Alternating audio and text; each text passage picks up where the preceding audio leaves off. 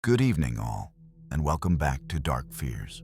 Tonight, we journey into the frozen heart of Quebec's small towns, through forgotten corners of isolated communities, endless forests, and places where help does not reach, to uncover 7 of the most disturbing and terrifying true horror stories ever reported from quiet towns where something has gone terribly wrong.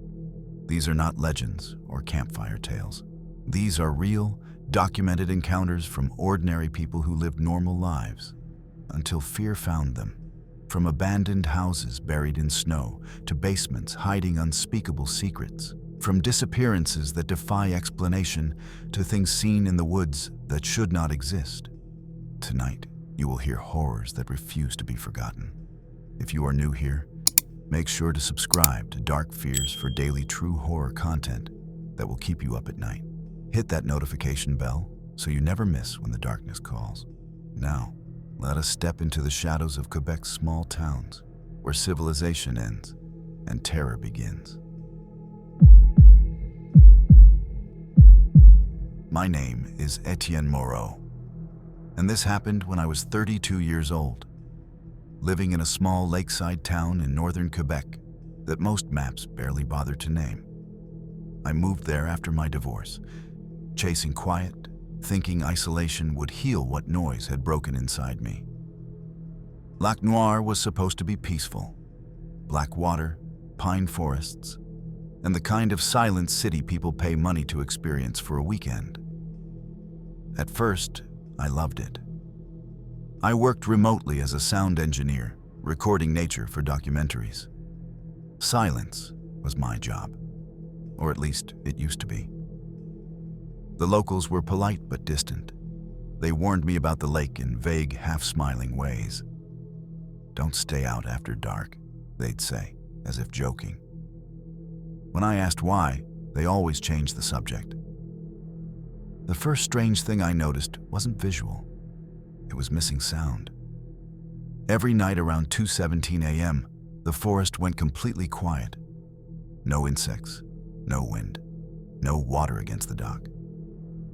It felt like someone had pressed mute on the world. As an audio professional, that terrified me more than screams ever could. Silence like that isn't natural. And Lac Noir was hiding something beneath its still, black surface. Something that was slowly learning my routine. The second week I lived there, I started recording the silence. Every night, I set up my professional microphones on the dock, pointing them toward the lake and the forest. At exactly 2:17 a.m., the waveform on my monitor flattened into a perfect line. No ambient noise, no static, nothing. That shouldn't be possible. One night, while reviewing the audio, I noticed something buried deep in the frequency range. Something so low, it felt more like pressure than sound. When I amplified it, my stomach tightened. It wasn't random. It was rhythmic, like slow breathing. Around that time, I met Claire Dufresne, my nearest neighbor, a woman in her late 40s who had lived there her entire life. When I mentioned the silence, her face drained of color. She grabbed my wrist harder than necessary and whispered, "If you hear it breathe, don't answer back." I laughed nervously, asking what she meant. She let go immediately, apologized, and told me people in town believed old superstitions to cope with loneliness. But her hands were shaking. That night, at 2:17 a.m., the silence came again. This time, something new happened. From beneath the lake, something knocked on the underside of my dock, slow, deliberate, as if it knew I was listening. The knocking didn't stop after that first night. Every evening at exactly 2:17 a.m., the forest would fall dead silent and the lake would respond. Sometimes it was a single knock beneath the dock. Other times, it was 3 slow impacts, spaced like someone thinking between each movement. I told myself it was ice shifting or logs drifting under the surface. But Lac Noir wasn't frozen yet. and there was nothing loose enough to strike with that precision. I started losing sleep. My work suffered. During the day, I walked through town, trying to talk to people, but every conversation died the moment I mentioned the lake. Even the cafe owner, a man named Luke, stopped refilling my coffee mid-pour when I asked if anyone had ever drowned there. He quietly finished the cup, slid it toward me, and said, "Some things don't drown, they wait." That afternoon, I checked public records. Over the past 30 years, 6 people had gone missing near Lac Noir. No bodies, no evidence. All officially ruled as voluntary disappearances. All last seen near the water. That night, when the silence came, I didn't stay inside. Against every instinct, I walked onto the dock with a flashlight and called out, "Hello?" The breathing sound in my headphones stopped instantly, and something beneath the water shifted, as if it had been waiting for me to speak. The flashlight beam trembled in my hand as I scanned the water. The surface was perfectly still, like polished obsidian. Then, slowly, a shape moved beneath it, not swimming, rising. I couldn't see details, only a distortion, as if the lake itself was bending around something massive. I stumbled back, heart hammering, telling myself to run. Instead, I froze when I heard it. My name. Not spoken aloud, but transmitted through my headphones as a vibration, low and intimate, like it had learned my voice by listening. Tien. I ripped the headphones off and threw them onto the dock. The silence shattered into chaos. Wind, insects, distant owls, all rushing back at once. The lake went still again, innocent, empty. The next morning, Claire knocked on my door uninvited. She looked exhausted, eyes sunken. She told me her brother had vanished in that lake 15 years ago after hearing voices in the water. Before leaving, she said one final thing that made my blood run cold. "It doesn't come for everyone," she whispered, "only for the ones who listen too closely." That night, I packed my bags, but as I loaded my car, my phone buzzed with an audio file I didn't remember recording. The file name was dated for tomorrow at 2:17 a.m., and when I pressed play, I heard myself breathing from underwater. I didn't leave that night. I wish I could say I did. That fear pushed me into the car and away from Lac Noir forever. But curiosity has a way of poisoning common sense, especially when you've built your life around listening. I spent the night replaying the audio file again and again, analyzing it frame by frame. The breathing was unmistakably mine. Same rhythm, same slight hitch on the inhale I'd had since childhood asthma. What terrified me most wasn't the sound itself. It was the background. Beneath my breathing was that same low-frequency pulse I'd recorded from the lake, like a massive lung expanding and contracting in the dark. Whatever was down there hadn't just copied me, it had absorbed me. At dawn, I drove to the municipal archive building, desperate for answers. An elderly clerk recognized the lake's name immediately. Without asking why, she handed me a thin folder marked "Restricted, Oral Accounts." Inside were handwritten statements from residents dating back over a century. Every few decades, someone listened too closely and vanished. The descriptions were chillingly consistent: silence, breathing, voices calling names. One entry stopped me cold. It was dated 3 days in the future. Under name, it read, Etienne Moreau. Under status, one word was written in careful ink, pending. That night, I tried to stay awake. I drank coffee until my hands shook, turned on every light in the house, and kept the television blaring just to drown out the quiet. Still, at 2:17 a.m., the power cut out instantly. The sound vanished like a switch had been flipped. No hum, No static, just that suffocating, unnatural silence. The knock came again, louder this time. The entire dock groaned under the impact. Then my phone lit up. An incoming call. No number, just a waveform pulsing in time with the knocking. Against every instinct, I answered. What I heard wasn't a voice, not exactly. It was the sound of water moving inside a throat, shaped into words. It told me the lake was lonely. It told me it needed listeners to remember it. And it told me Claire's brother hadn't drowned. He chose to stay, it said, just like you will. The floor beneath me vibrated as if something massive shifted closer to shore. Through the window, I saw the lake's surface bulge upward, stretching toward the land like skin pulled tight over bone. I ran. I didn't grab my keys or my phone. I ran into the forest, breaking branches, screaming just to hear sound again.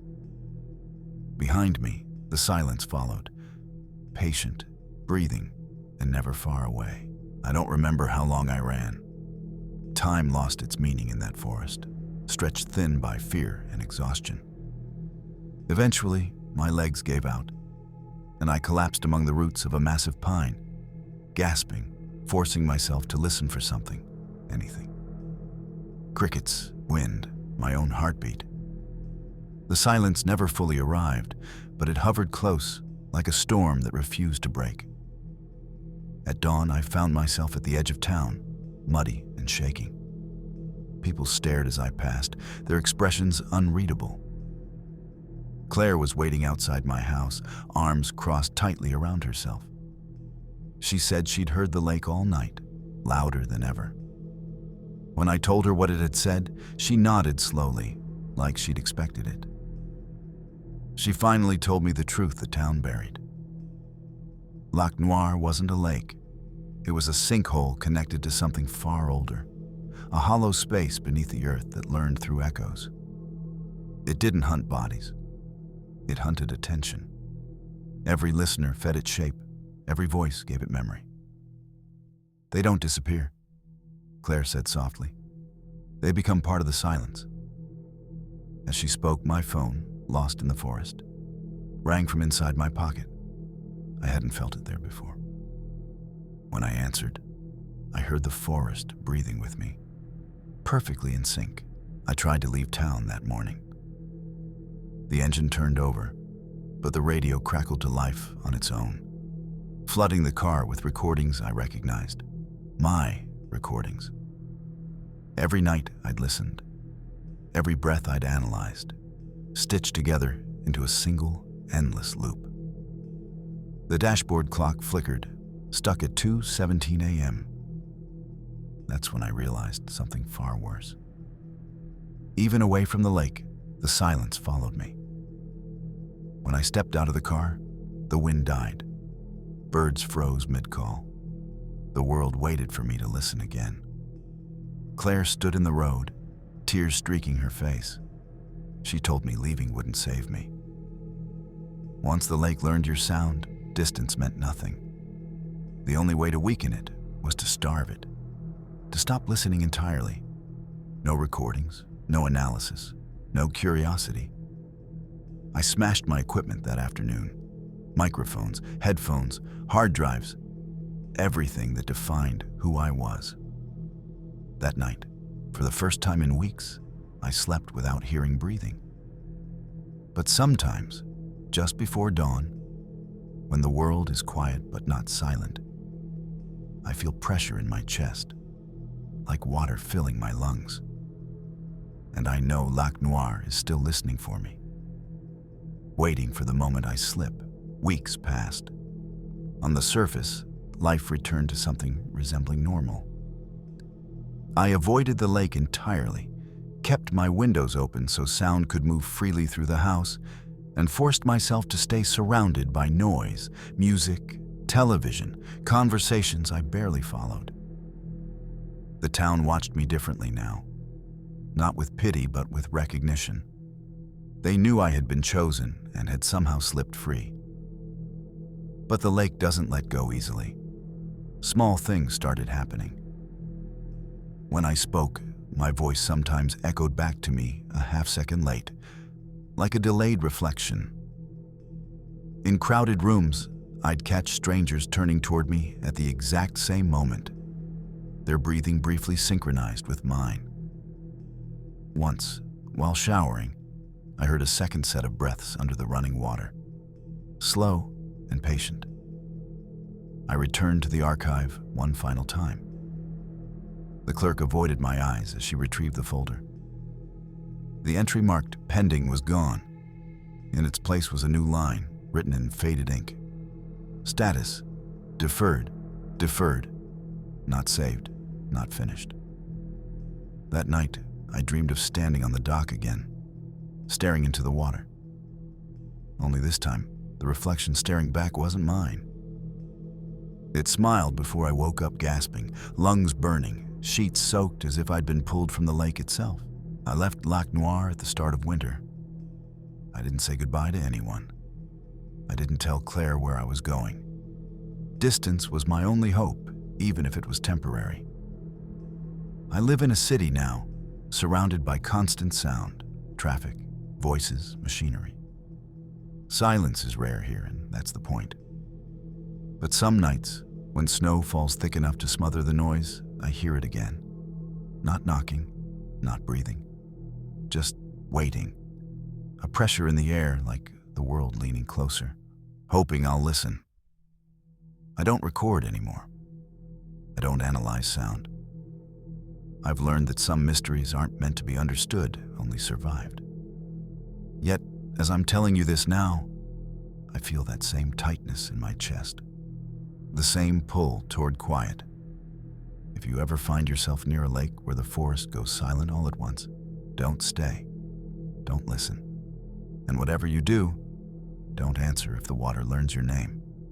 Because Lac Noir is still there, still empty, still hungry. And one day, it may finish what it started with me. My name is Marianne Pelletier, and this happened when I was 27 years old, in a riverside town in southern Quebec so small that everyone knew the sound of everyone else's footsteps. I moved there after accepting a teaching position at the local elementary school, grateful for the quiet and the promise of cheap rent. The house I found was old but charming. White siding, narrow windows, and a brass doorbell shaped like a flower. The landlord, Monsieur Bouchard, hesitated before handing me the keys. He warned me about the plumbing, the heating. And then, after a pause, the doorbell.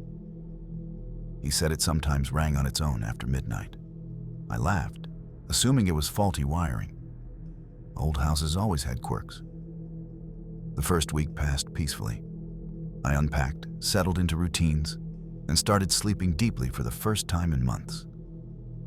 On the 8th night, at exactly 12:41 a.m., the doorbell rang. Not a buzz, not a short glitch, a full, deliberate press. I froze in bed, listening. No footsteps, no voices, just the faint echo of metal releasing from the button. I told myself someone was drunk or mistaken. When I finally opened the door, the porch was empty. But the cold air carried something strange, the smell of old paper and damp earth. The doorbell rang again the next night. Same time, same pressure. This time, I didn't open the door. I stood in the hallway, holding my breath, listening for movement that never came. The bell's echo lingered far too long, vibrating through the walls like it was resonating inside the house itself. At school the next day, I asked a fellow teacher, Elise, if she knew anything about the house. Her smile faded instantly. She asked which house. When I told her, she whispered, "You weren't supposed to stay." She told me the previous tenant, an elderly archivist named Henry, had lived there alone for decades. He cataloged death notices and unclaimed records for the town. When he died, no one noticed for 3 weeks. They found him in his study, surrounded by stacks of paper and a notebook filled with names written over and over again. After that, the house stopped selling. Renters never stayed long. That night, I unplugged the doorbell entirely. I slept with my bedroom door locked, heart racing. At 12:41 a.m., something pressed against the door from the outside. Not the bell this time, a slow knock. And a voice, thin, papery, and patient, whispered my name as if reading it from a list. I didn't answer the knock. I stood there, pressed against the wall beside my bedroom door, counting my breaths and telling myself that if I stayed quiet long enough, whoever or whatever was outside would leave. The whisper came again, clearer this time. It pronounced my full name, carefully, like someone afraid of making a mistake while reading aloud.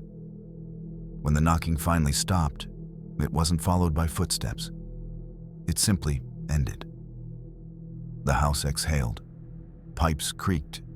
The normal sounds returned as if nothing had happened. The next morning, I found something on the porch. A single yellowed index card lay neatly in front of the door. On it was my name, written in faded blue ink, followed by today's date. No explanation, no message, just a record. I brought the card to the town office after school. The clerk stared at it for a long time before asking where I'd found it. When I told her, she locked the front door and pulled down the blinds. She explained that Henri's job had never officially existed. He wasn't cataloging deaths. He was maintaining a list the town believed kept something satisfied. When the bell rings, she said quietly, it means the list needs updating. That night, I didn't wait in the bedroom. I sat on the stairs, staring at the front door, determined to face whatever came.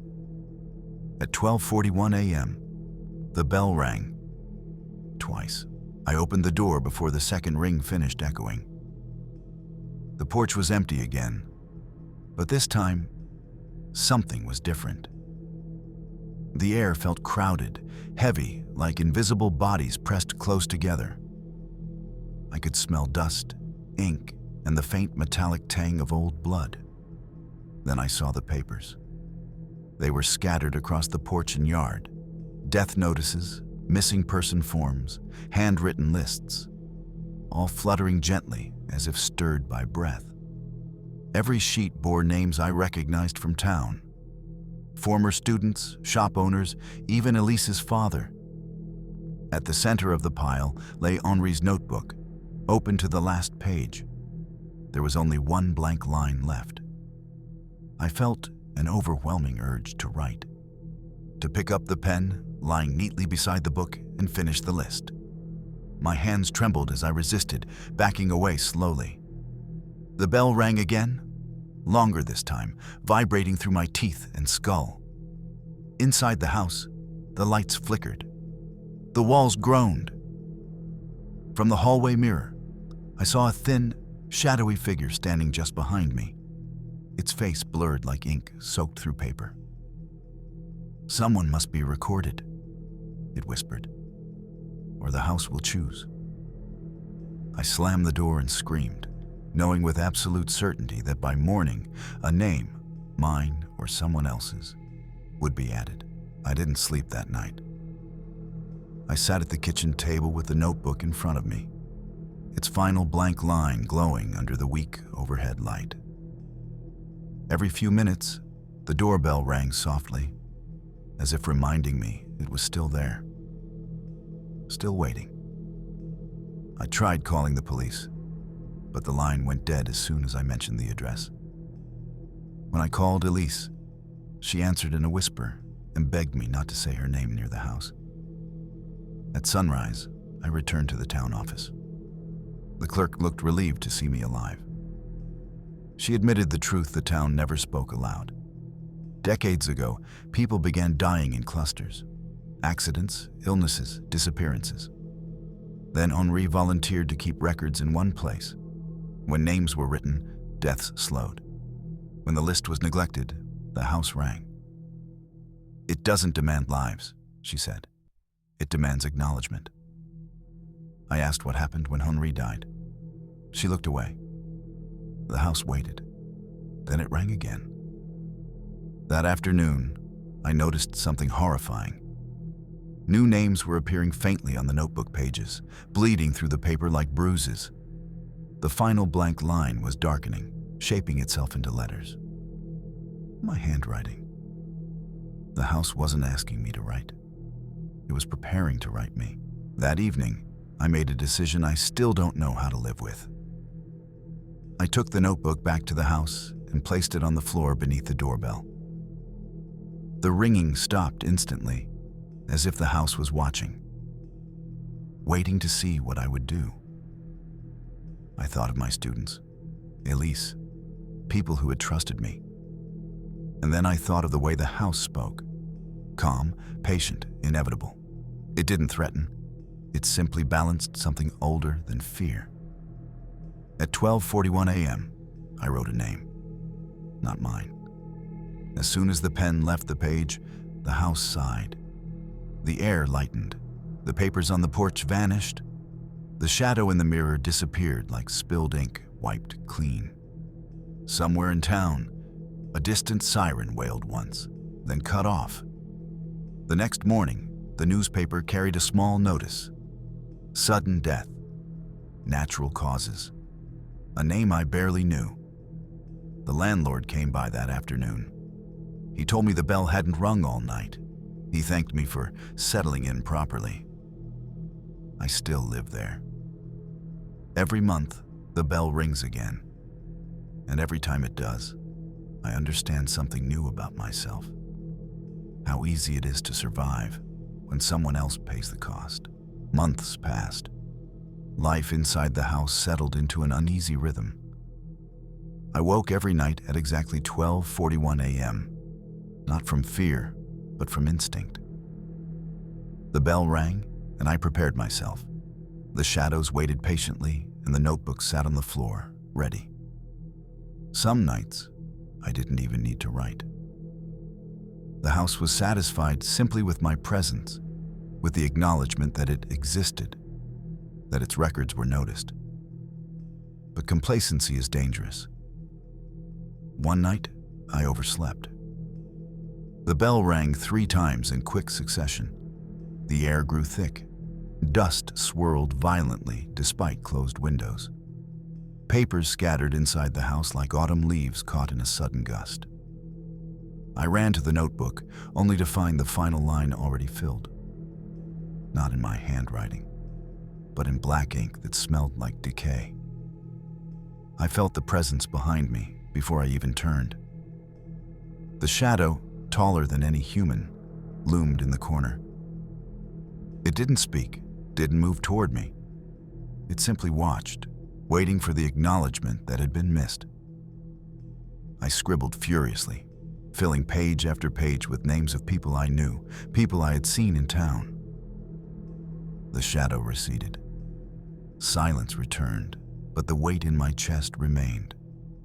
A reminder that failure had consequences. After that night, I understood the rules of the house. It wasn't evil in the traditional sense.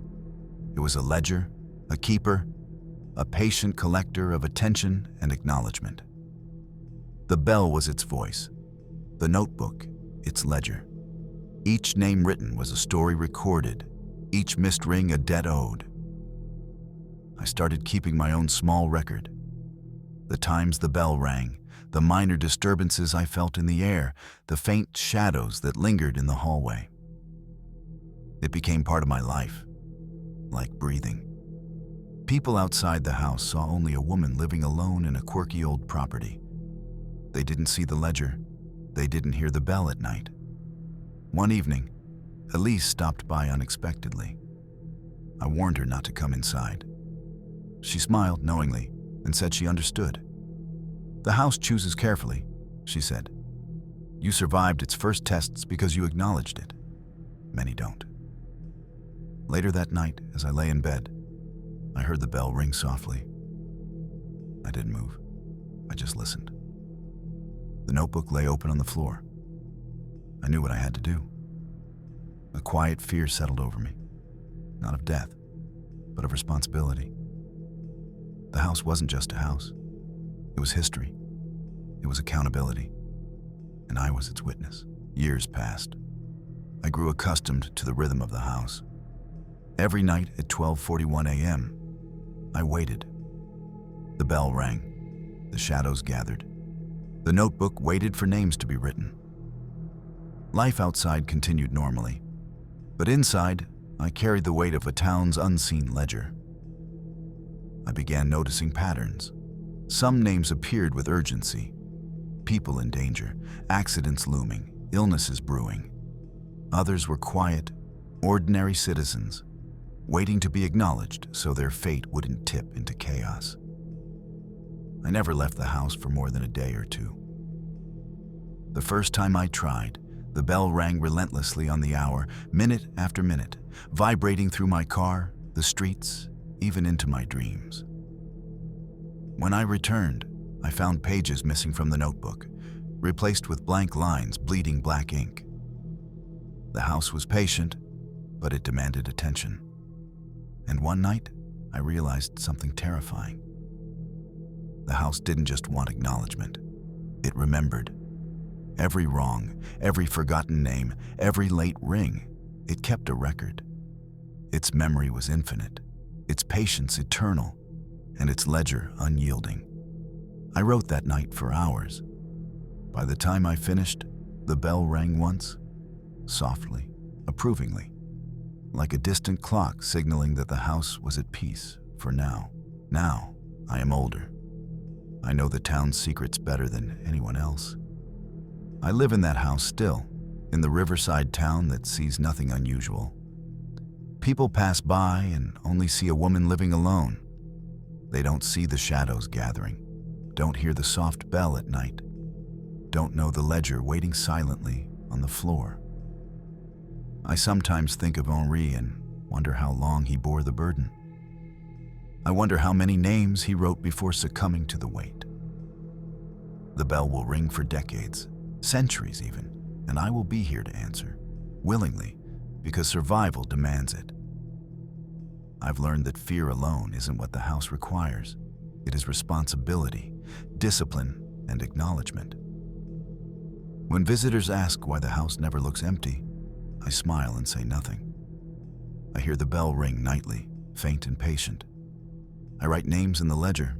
Some are urgent, some are quiet. And each time, the house exhales, satisfied. I am not afraid anymore. I understand my role. And if you ever see a house with a brass doorbell and a notebook lying on the floor, remember, the house is always listening, always recording, and it may already know your name.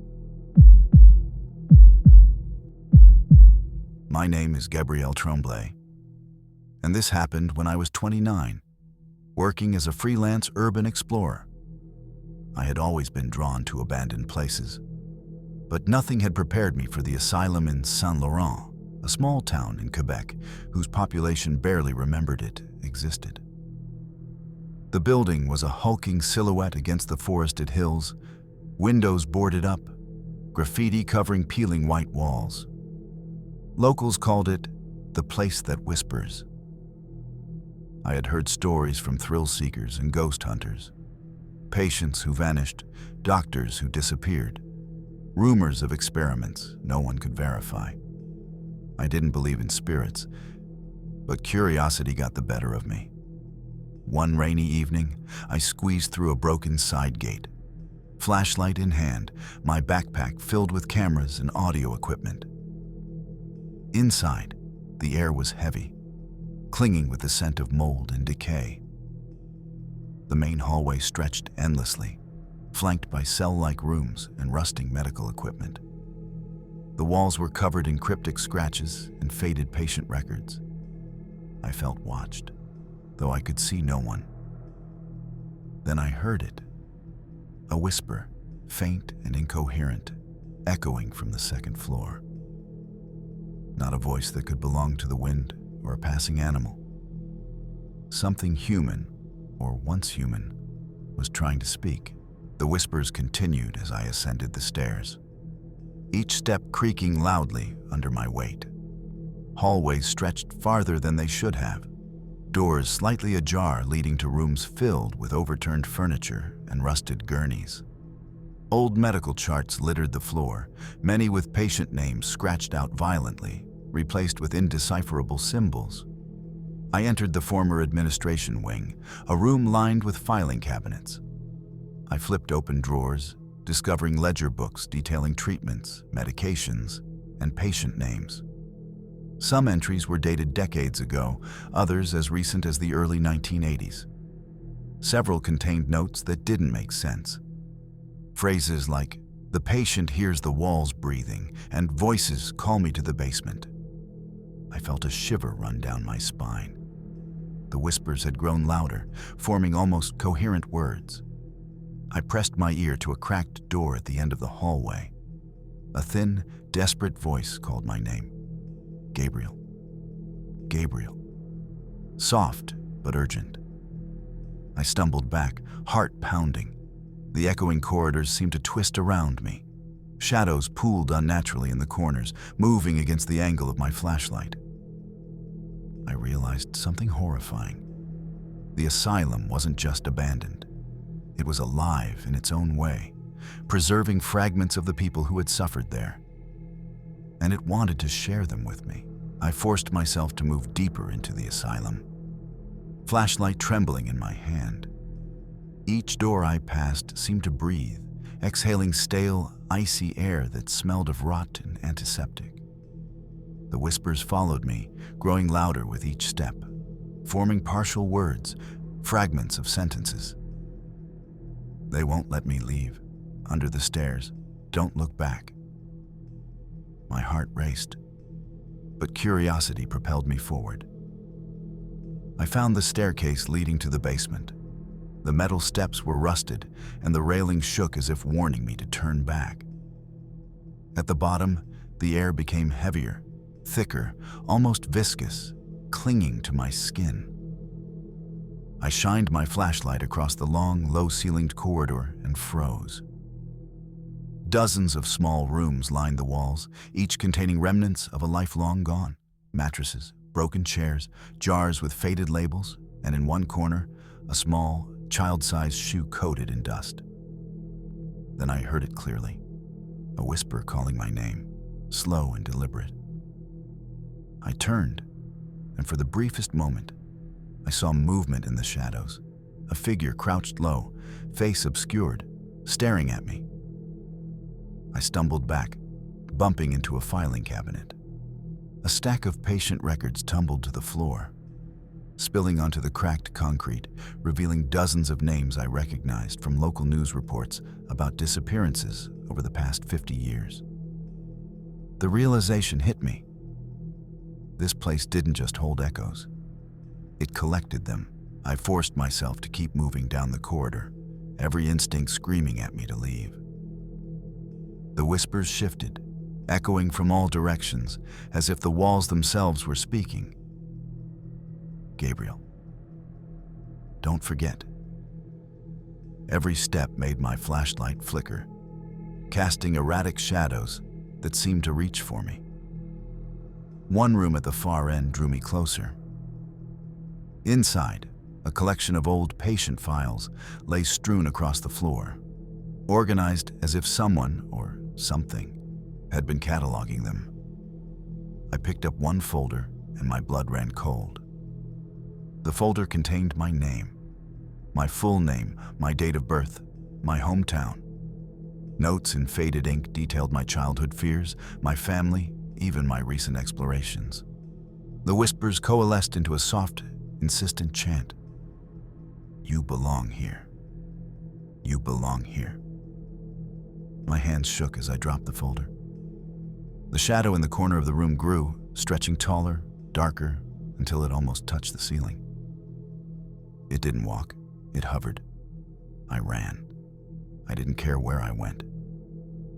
The basement twisted behind me, doors appearing where walls should have been, hallways stretching impossibly long. The asylum wasn't a building anymore. It It was a living trap, remembering, collecting. And now, it knew me. I reached the central hall, the air thick with dust and the acrid tang of decay. The whispers had multiplied, overlapping in layers, hundreds of voices, desperate, angry, begging. Some were pleading for release, others simply repeating my name over and over, like a mantra. My flashlight flickered violently, threatening to die. And I realized too late that the building itself had grown darker, more oppressive. In the center of the hall was a large, rusted operating table. Scattered around it were instruments, yellowed and jagged, their edges catching the weak light like teeth. A notebook lay open atop the table, pages yellowed with age. The entries were chilling, patient histories, failed treatments, strange symbols, and most terrifying of all, a description of me. Someone had written that I would come, that I would see the basement, and that I would leave changed. A cold hand, or something like a hand, brushed my shoulder. I spun around, heart hammering, but there was no one there. The voices rose to a deafening chorus, forming one coherent sentence. "You cannot leave what belongs to us." I realized the asylum wasn't just collecting memories. It was hungry, and it had marked me as its newest record. I ran blindly down a corridor, doors slamming as if pushed by unseen hands. The whispers followed relentlessly, converging into one voice. "You belong here. We've waited for you." My lungs burned. My legs trembled. Every exit I tried led me deeper into the maze of the asylum. At the end of a narrow hall, I found a door slightly ajar, faint light spilling from within.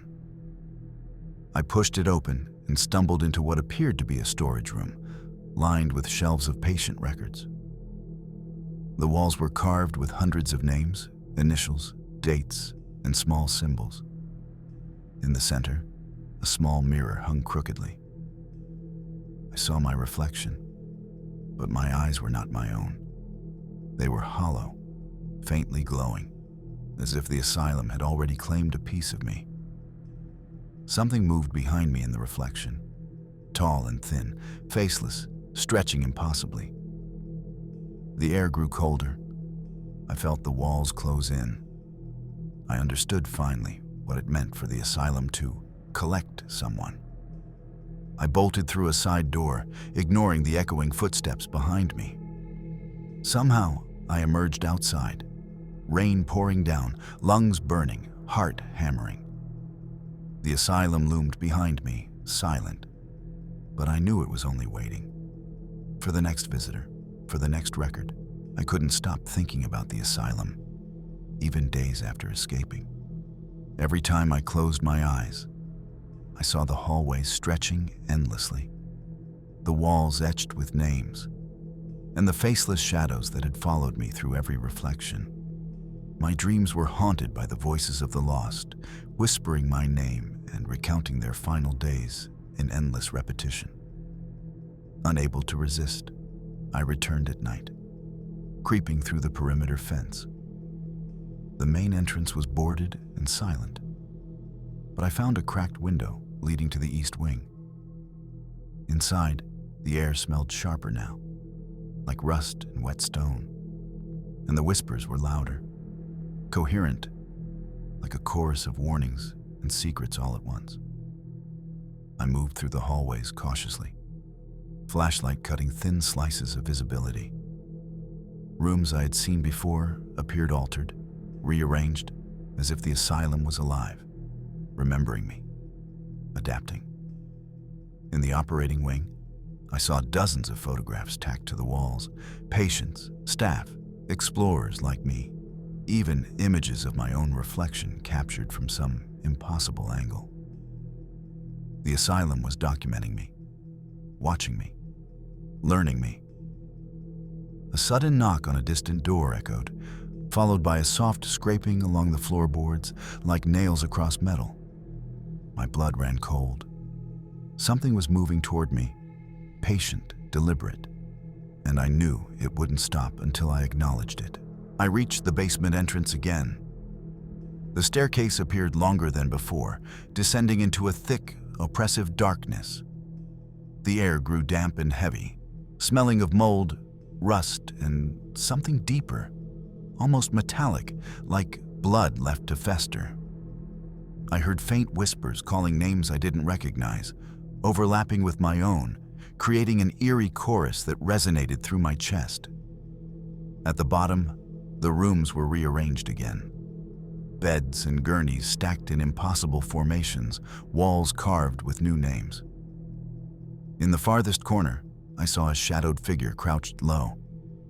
It was faceless, thin, and impossibly still, yet I could feel its gaze pinning me in place. On the floor, a notebook lay open, but it was not mine. Its pages were filled with fresh entries, names, dates, and in the final line, my own name, written in neat, deliberate handwriting. The whispers rose into a crescendo. "You belong here. You have been chosen." I stumbled back, tripping over debris, heart hammering. Panic surged through me, but the notebook called to me as if a part of me had already consented. I realized the asylum didn't just collect, it claimed. And it had already decided I would return, again and again, to write and witness its endless record of suffering. I bolted up the stairs, flashlights swinging wildly, rain pattering through broken windows above, the whispers echoing after me like a promise. Days turned into weeks. I couldn't shake the asylum from my mind. I tried to return to normal life, teaching, walking through the town, even seeing friends. But at night, the whispers returned. They weren't dreams anymore. They were memories, clawing at the edges of my reality. I could hear them through walls, in empty streets, in the whistling wind. Each whisper repeated my name, recounting the horrors of the asylum as if it wanted me to remember every detail, every shadow, every scream. I realized the notebook wasn't just a record, it was a tether. Every name written bound a person to the asylum's influence. And now, by being inside, by looking, by surviving, I had been bound too. I saw my reflection in a mirror one morning, and the faint glow of hollow eyes stared back, unblinking, reminding me that part of me had already been claimed. I tried to burn the notebook. I tried to forget the building, but the asylum's memory persisted. Photographs of the faceless figures appeared in my apartment, names written on scraps of paper, whispering for acknowledgement. The building had reached through space and time to mark me, to ensure I could never truly leave its influence. I understood then. The asylum doesn't just remember, it waits, patiently, eternally. I returned once more, compelled, drawn by the weight of the asylum's memory. The building greeted me silently, doors and hallways familiar, yet subtly altered. I walked through the corridors with the notebook in hand, feeling the whispers surge in intensity, recounting decades of suffering and neglect. Each room seemed to breathe, walls flexing slightly, shadows pooling unnaturally around corners. In the basement, the shadow figures were waiting. I knelt before the open notebook, trembling. The final page glowed faintly, awaiting the names I had seen in news clippings, local records, and memories too painful to speak aloud. My hand hovered over the pen.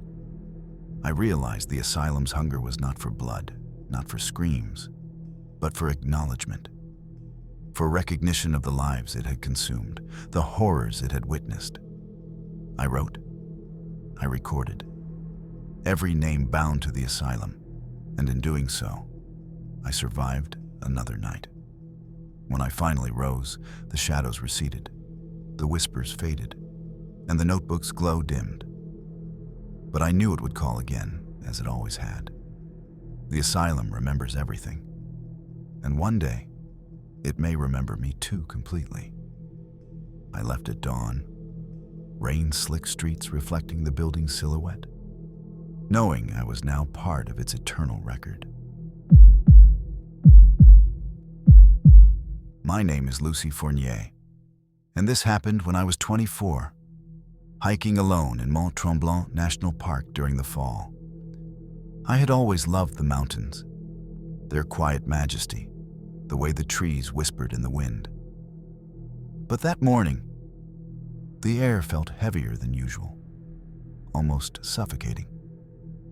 I arrived at a trailhead early, backpack loaded with supplies, journal and camera, eager for a day of solitude and nature. The trail was narrow and winding, flanked by towering pines whose trunks were dark and gnarled. As I hiked deeper, I noticed signs that didn't make sense. Small carvings in the bark of trees, arranged in patterns I couldn't decipher. The birds had gone silent, and even the wind seemed muted. My GPS lost signal almost immediately, and my phone's compass spun erratically. I shrugged it off. After all, the park's wilderness was known for weak reception. Hours passed, and the trail markers seemed to vanish. What had been a clear path twisted into a tangle of undergrowth, brambles catching at my clothes. I realized, with rising panic, that the familiar trail had disappeared entirely. There was no path forward and no way back. And then I heard it, a soft, deliberate crunching of leaves behind me, as if someone or something was following, keeping pace with my every step. I spun around, heart hammering, but the trail behind me was empty. No figure, no sound beyond the faint rustling of fallen leaves. Yet the feeling of being watched persisted, crawling over my skin like icy fingers. I tried retracing my steps, but every direction looked identical. Twisting trees, thick moss, shadows that seemed to move when I wasn't looking. The carvings on the trees grew more intricate, almost like symbols or warnings. Some were shapes of animals, others were stick-figure humans, and one seemed to depict a person disappearing into thin air. The hair on my neck stood on end. I pulled out my camera, snapping photos, hoping that light or lens might reveal what my eyes couldn't. Each shot revealed faint, shifting shapes in the distance, just beyond clarity, as if the forest itself was alive and observing me. A sudden gust of wind carried a sound that froze me. Soft laughter, barely audible, childlike, but warped, echoing between the trees. I spun again, but there was nothing. I realized with growing terror that I was not alone. Something, or multiple somethings, was tracking me, keeping me in its maze. Every instinct screamed to run, but there was no trail, no path, just the endless, twisting wilderness of Mont Tremblant. I forced myself to keep moving, pushing through thick brush and tangled roots. Each step felt heavier, as if the forest itself resisted my progress. The shadows between the trees deepened, forming shapes that weren't quite natural. Twisted branches that resembled reaching hands, patches of darkness that moved even when I stood still. My breaths came in short, panicked gasps, but I couldn't stop. Then I noticed footprints. They weren't mine. Small, irregular prints, like a child's, but too long and narrow to belong to anyone I knew. They weaved around trees, sometimes disappearing altogether, only to reappear further down the trail.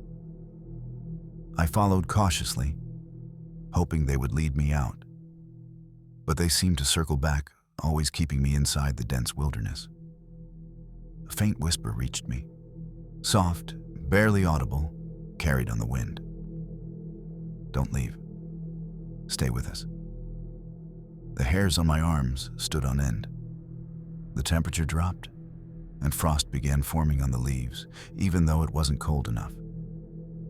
My camera battery died abruptly, leaving me in complete darkness aside from a thin beam of flashlight. I stumbled into a small clearing, only to realize with horror that the trees formed a circle around me. There was no exit, and from every shadowed corner, I felt eyes, dozens of them, watching, waiting, patient. Panic surged, and I tried to retrace my steps, but the forest had transformed into a labyrinth. Every direction looked identical, every tree familiar, yet subtly altered. The whispers grew louder, forming unintelligible chants, like the voices of countless lost hikers repeating their final thoughts. I stumbled over a root and nearly fell into a shallow ravine. From the shadows, a figure emerged. Small, childlike, but impossibly elongated, with pale, almost translucent skin that reflected the faint light of my flashlight. Its eyes were hollow, black voids, and it tilted its head toward me, unblinking. I froze, unable to move, my mind screaming to run, but my legs refusing to obey. The creature didn't speak, yet I heard its voice in my head. "You wandered too far. Now you belong." A chill ran through my bones. The forest seemed to close in, branches twisting, leaves forming faces, shadows crawling across the ground like living creatures. Every instinct screamed that I had trespassed into a place that had claimed countless others. I bolted blindly, darting through trees and brambles. Behind me, the soft laughter returned, following, circling, echoing. The trail was gone, replaced by an endless maze of twisted trees and unnatural shadows. I realized with sinking horror that Mont Tremblant itself was alive, and it did not want me to leave. Exhausted and terrified, I finally collapsed behind a fallen log, trying to catch my breath. My flashlight flickered, and in that brief darkness, I felt the forest shift around me. The shadows stretched unnaturally, moving closer with each heartbeat. I forced my eyes open, catching glimpses of shapes darting just beyond my vision, figures too fast, too silent to be human. I remembered an old journal I had read about the park, tales of hikers who vanished without a trace, trails that changed overnight, and whispers that led wanderers astray. I cursed myself for thinking this was just a story. Now I understood. Mont Tremblant didn't just hide its secrets, it protected them. And anyone foolish enough to wander too deep would become part of its living maze. I tried to call out, but my voice was swallowed by the trees. I listened, straining for even the smallest sound of human life, another hiker, a ranger. But there was nothing. Only the rustling of leaves, soft footfalls, and the faint echo of laughter that wasn't mine. Panic turned to determination.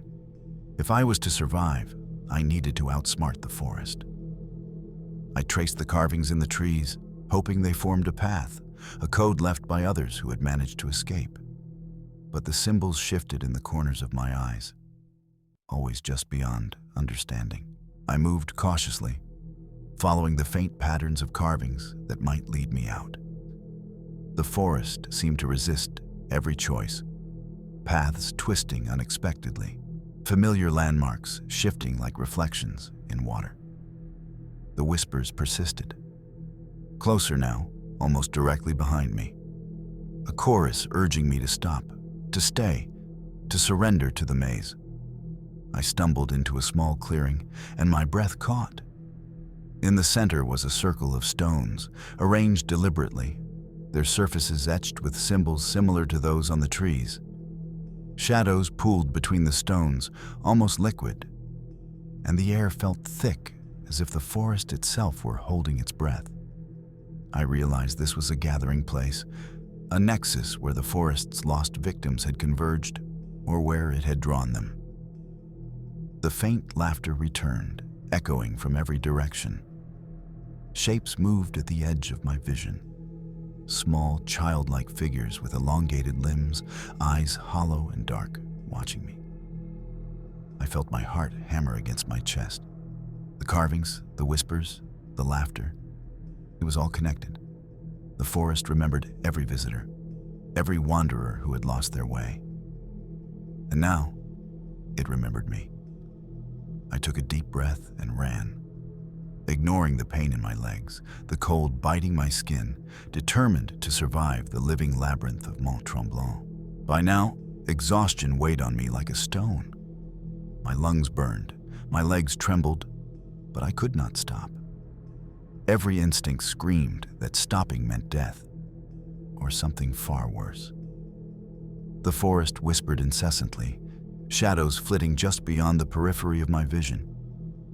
I could feel them tracking me, aware of every move I made, patiently waiting for me to falter. I came across a stream that I was certain I had crossed earlier in the day. The water was icy, murky, reflecting the distorted shapes of trees and mist. I knelt to drink, and in the reflection, I saw a movement behind me. Pale, elongated figures, crouching low, almost crawling, following silently. Their hollow eyes glimmered faintly in the dim light. Panic surged through me, but I forced myself to focus. I had to escape this labyrinth of living shadows. I noticed the carvings again. They now formed a coherent pattern, leading me in a looping path that seemed familiar. Hesitant but desperate, I followed them, feeling as though the forest itself was testing me, watching, waiting, ensuring I understood the rules. One wrong step could trap me forever. As I moved forward, the shadows seemed to retreat, but the whispers didn't stop. "Don't leave. Stay with us." Their voices lingered, pressing into my mind with a persistent, malevolent patience. I followed the carvings deeper into the forest, heart hammering, senses stretched to their limit. Each tree I passed seemed to pulse, alive with the memories of those who had vanished before me. I heard footsteps that weren't mine, soft whispers threading through the wind. The path twisted unnaturally, curving in ways that defied logic, and I realized the forest was shaping itself, responding to my presence, as if it were a living, conscious maze. A sudden rustling came from above.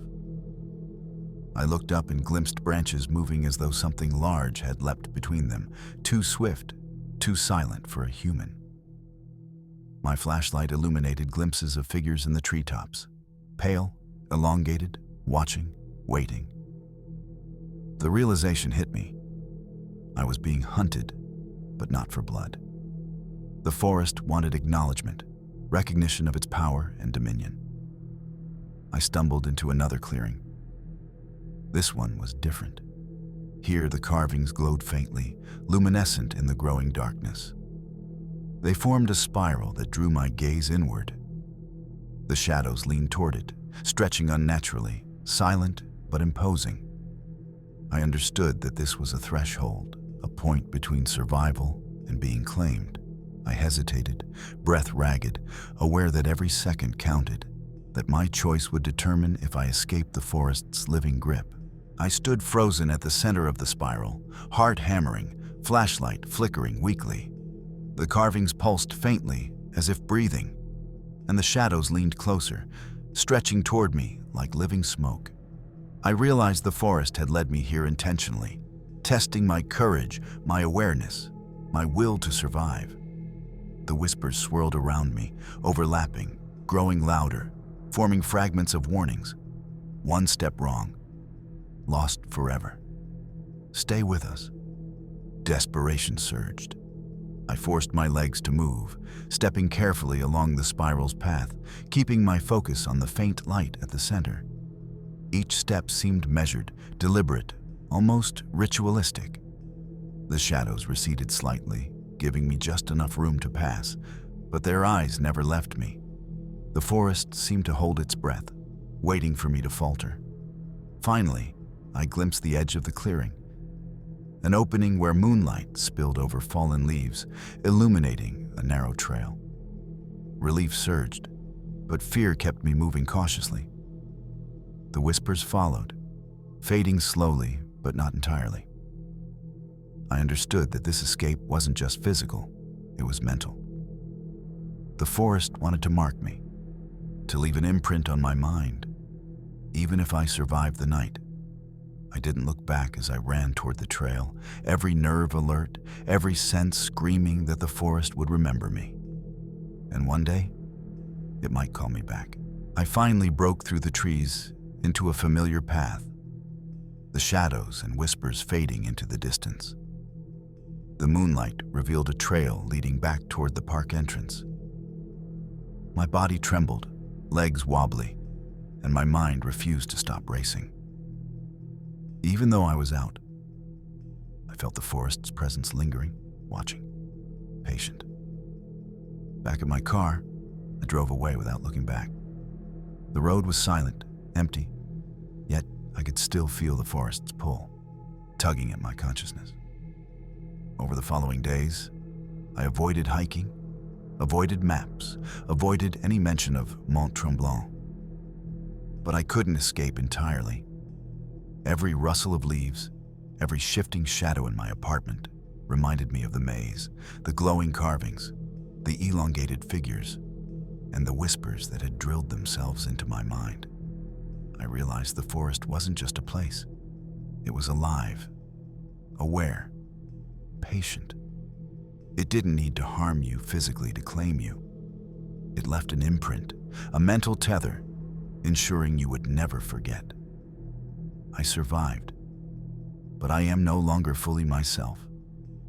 Part of me remains in the twisting trails of Mont Tremblant, among the whispers and shadows, waiting for the next wanderer foolish enough to enter. Mont Tremblant doesn't just hide its victims, it remembers them forever. My name is Etienne Marchand, and this happened during a winter retreat to a remote cabin near Lac Saint-Jean. I had rented the place online, seeking solitude, away from the noise of Montreal, wanting only quiet, snow-covered forests, the stillness of the lake, and a few days to clear my mind. What I didn't know was that the cabin had a history, one that no online listing mentioned.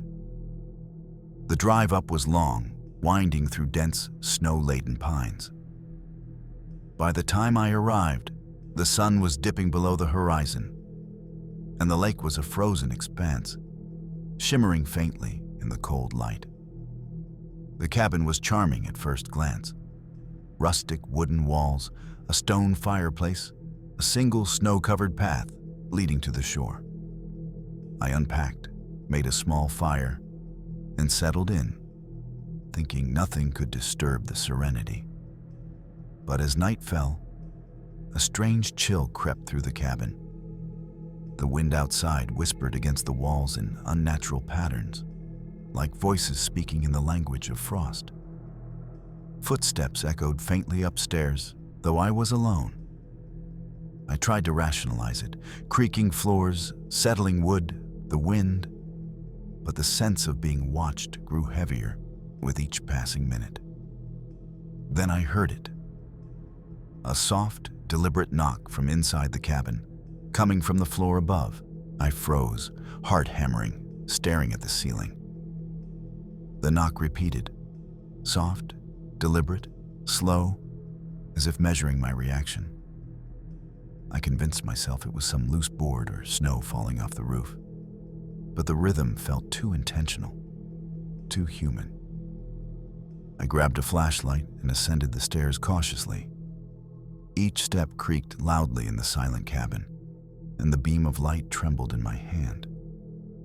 The upstairs hallway was empty. Every door was closed.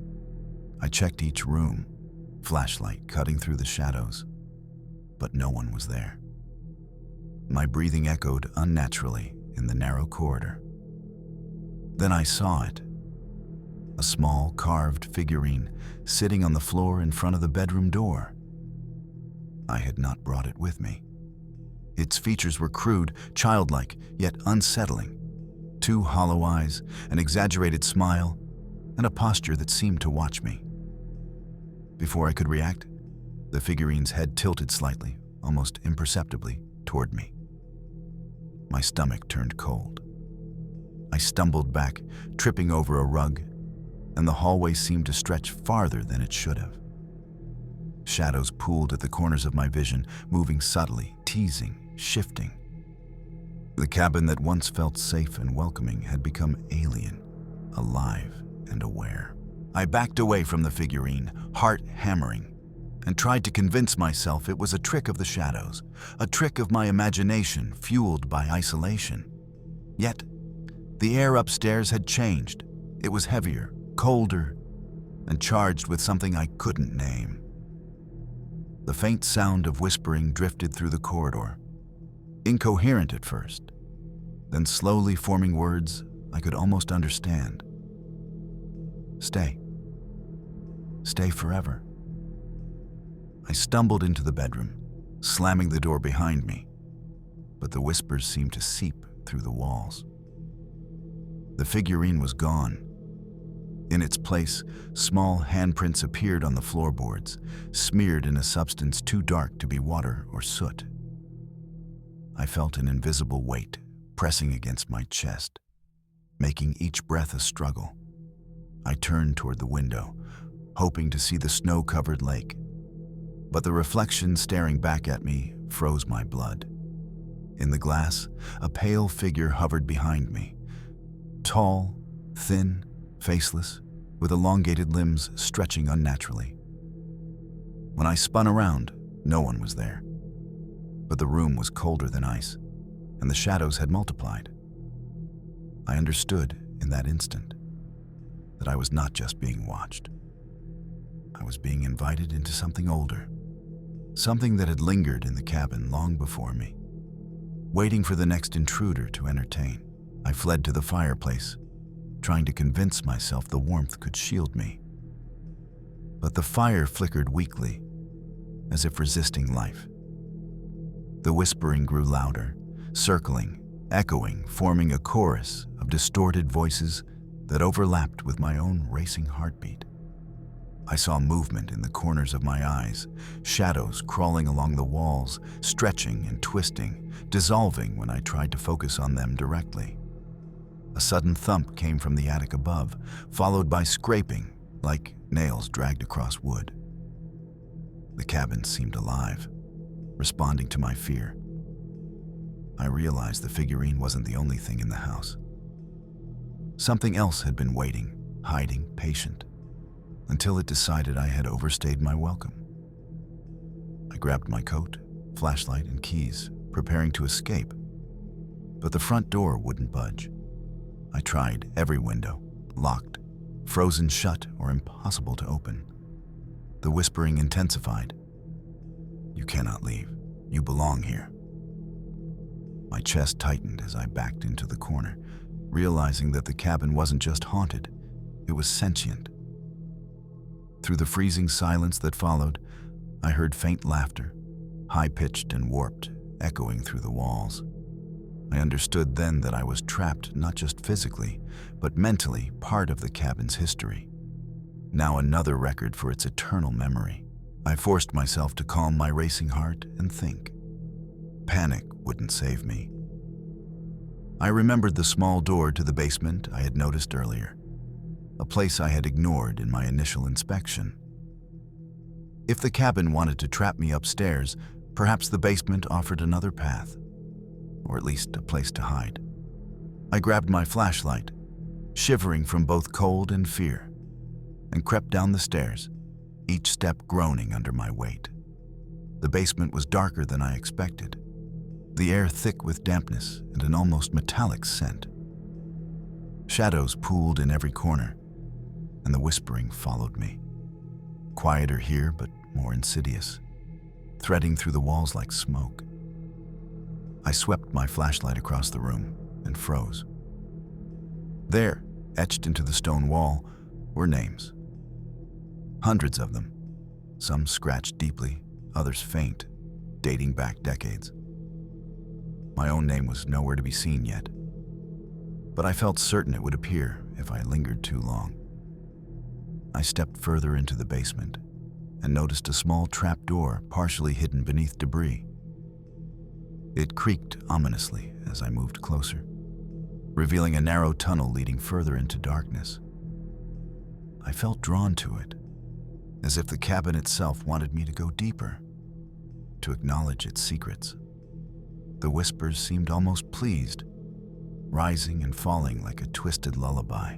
I descended into the tunnel cautiously, flashlight cutting a narrow swath of light through the inky darkness. The air was heavy and cold, smelling of earth, decay, and something faintly metallic. The tunnel twisted and turned in ways that made my sense of direction useless. Each step echoed, magnified unnaturally, as if the cabin itself was amplifying my fear.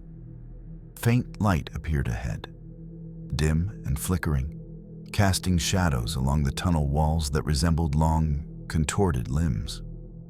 The whispers grew again, layering over one another, now forming phrases I could almost understand.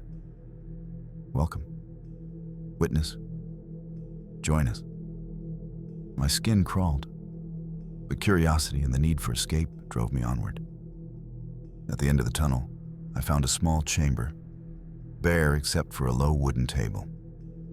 On it lay dozens of the same carved figurines I had seen upstairs, each one more grotesque than the last, their hollow eyes seeming to follow me, their tiny smiles mocking. I realized the cabin was not just haunted. It had been collecting these objects, storing them, feeding on the terror of those who stayed too long.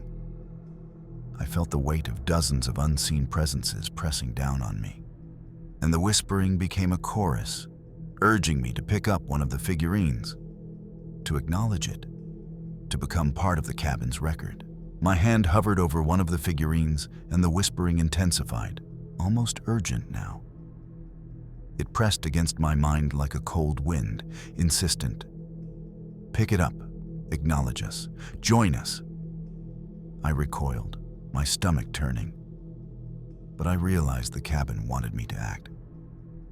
Hesitation might be worse than obedience. My fear was palpable, and yet every instinct screamed that touching it would seal my fate. Suddenly, a figure appeared at the edge of my flashlight beam. A tall, thin shadow, faceless, with limbs too long and contorted. It stood silently, watching, waiting, its presence radiating something older than the cabin itself. I felt trapped, not by walls or doors, but by the oppressive consciousness that seemed to inhabit every plank, stone, and shadow. I stumbled backward, knocking over a figurine. It didn't break, but instead rolled toward the shadow, almost as if drawn to it. Panic surged, and I turned toward the tunnel, desperate to flee. But the shadows multiplied, stretching along the walls, pooling into forms I could barely comprehend. The whispers had become a roar, voices overlapping, warnings, invitations, threats. I realized then that I could not escape the cabin by force. I had to outthink it, to survive mentally as well as physically. Every step I took required careful calculation, every movement measured against the cabin's intent. I retreated into the tunnel, keeping the flashlight low, trying to confuse the cabin's awareness. But the shadows followed, undeterred. I could feel the weight of the figurine's gaze on me, as if their hollow eyes were marking every movement, recording every choice. The tunnel seemed to elongate, stretching farther than physically possible, and the air grew colder, thicker with every step. A sudden scraping sound echoed behind me, something moving swiftly through the darkness just beyond reach. I forced myself not to look, focusing on the faint glimmer of light ahead that promised an exit, a way back to the main floor. The whispers had changed, now almost pleading. Do not leave. Do not escape. Remember. I understood that the cabin fed on attention, on acknowledgement of its presence. The exit finally came into view, a hatch leading back to the basement. I climbed through, gasping, feeling the oppressive weight lift slightly. The basement was still, the shadows retreating into corners, the whispers diminished to faint echoes. I realized I had survived by resisting the temptation to interact fully, by refusing to give the cabin the satisfaction of my acknowledgement. I took a moment to steady myself, heart racing, knowing the cabin would not forget my presence. I was free for now, but the Lac Saint-Jean cabin would wait for the next visitor. I emerged from the basement and cautiously moved toward the front door. The cabin seemed quieter now, but the air still carried a sense of sentience, as if the walls themselves were breathing, aware of my every move. The snow outside reflected the dim moonlight, creating long shadows that twisted unnaturally across the frozen ground. I realized that even though I had avoided the figurine's pull, the cabin had already marked me. As I reached the door, a sudden draft slammed it shut behind me. I froze, hearing faint footsteps echoing in the empty rooms. I tried the handle, locked tight. Panic surged again. The whispering returned, soft this time, taunting just at the edge of my hearing. "You may leave, but we remember." I understood then that escape didn't mean freedom. The Lac Saint-Jean cabin imprints itself on every visitor. It doesn't need to trap you physically. It lives in your mind, your memories, your fear. Desperation pushed me to try the windows again. One finally gave way, the icy latch snapping under my force. I climbed through into the snow, heart hammering, lungs burning, and didn't look back. The cabin loomed behind me, silent now, but I could feel it waiting. Patient, ancient, and hungry for the next soul foolish enough to stay too long. I ran through the forest toward the road, the snow crunching under my boots, each breath visible in the frigid air. The cabin receded behind me, silent and still, yet I could feel its presence lingering, like a cold hand pressing against my back. I reached my car and started the engine, the warmth washing over me, but the terror did not leave. The Lac Saint-Jean cabin had claimed a part of me, a mental tether that I could never fully sever. Over the following weeks, I tried to forget, tried to resume normal life. Yet every night, I dreamed of the basement tunnel, the carved figurines, and the faceless shadows. The whispering voices echoed in my mind when I least expected them. Even mundane things, the creak of a floorboard, a gust of wind, a shadow in a corner, set my nerves on edge. I now know the truth. The cabin doesn't just house ghosts. It houses a consciousness, a patient, calculating entity that collects and preserves the fear of those who enter. I survived physically, but mentally, I will carry the Lac Saint-Jean cabin with me forever. Every winter, I feel it waiting. Still hungry, still patient, still counting. I survived, but a part of me remains behind. My name is Luc Tremblay, and this happened during a family visit to a small, remote village near Saguenay. I had grown up hearing local legends about the area, whispers of strange disappearances and shadowy figures that roamed the forests. But I never believed them. That disbelief ended the moment I arrived. The village was quaint, almost too quiet. Wooden houses lined narrow streets, smoke rising from chimneys. But there was an unsettling stillness, as if the villagers were holding their breath. I stayed at my aunt's house at the edge of the woods, hoping for a peaceful weekend. The first night, after a hearty dinner, I stepped outside to enjoy the moonlight over the forest. That's when I noticed them. Shadows moving independently of any light source, thin and elongated, darting between the trees, disappearing and reappearing in impossible ways. I brushed it off, convincing myself it was a trick of moonlight and my imagination. But when I returned to the house, I found footprints outside the door, no larger than a child's, but impossibly long, leading into the forest and stopping at the tree line. My curiosity gnawed at me, but so did fear. Then, from deep within the woods, I heard faint whispers, soft, yet distinctly human.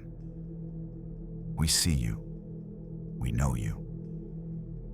My blood ran cold. I tried to ignore it, but sleep was impossible. Every creak of the house, every rustle outside made me jump. Around midnight, I awoke to soft scratching at the windows. I froze, straining my ears. The scratching continued, deliberate, almost like claws dragging lightly across the glass. I approached cautiously, flashlight in hand, and saw nothing, just the dark reflection of the forest outside. I convinced myself it was a small animal, maybe a fox or raccoon. But then I noticed the shadows again, darting just beyond the tree line. They seemed to follow the path I had walked earlier, moving with awareness, as if observing me, studying my patterns. The whispers returned, closer now. "You shouldn't be here. Leave, or stay forever." I could feel the temperature drop, my breath forming mist as my pulse quickened. Suddenly, a figure stepped out of the shadows. It was thin, unnaturally so. Limbs elongated, pale, faceless, moving with a speed that no human could achieve. I stumbled backward, tripping over the rug, flashlight clattering to the floor. The figure paused, tilting its head as though curious, then vanished into the darkness, leaving behind an icy silence that pressed against my chest. I realized, in that moment, that the forest and the village were connected in ways I could not comprehend, and that something ancient and patient was watching me. The next morning, I tried to rationalize everything. Shadows don't exist independently, and faceless figures aren't real. Or at least, that's what I kept telling myself. I stepped outside, hoping sunlight would strip away the fear. But the forest's edge looked different in daylight, as if the darkness had left a residue. The footprints I had seen the night before were still there, frozen in the frost, leading toward the thickest part of the woods. I debated following them, curiosity warring with terror. Eventually, I did, moving slowly along the narrow trail, flashlight ready despite the daylight. The forest was silent except for my own footsteps. Then I noticed markings on the trees, scratches forming symbols I couldn't decipher. Yet they radiated an almost hypnotic familiarity, as if the forest itself were guiding me deeper. Suddenly, I caught movement out of the corner of my eye. Shadows twisted unnaturally, darting behind trees and reappearing in impossible locations. I froze, heart pounding, realizing that these were not mere tricks of light. They were watching, reacting, controlling what I could see. A whisper floated through the trees, soft and almost melodic. "You shouldn't be here, but you came anyway." My stomach churned. The village, the forest, the shadows. They were all connected, waiting for anyone foolish enough to trespass. I knew I was no longer a visitor. I was prey. I pressed deeper into the woods, every step deliberate, trying not to provoke the shadows.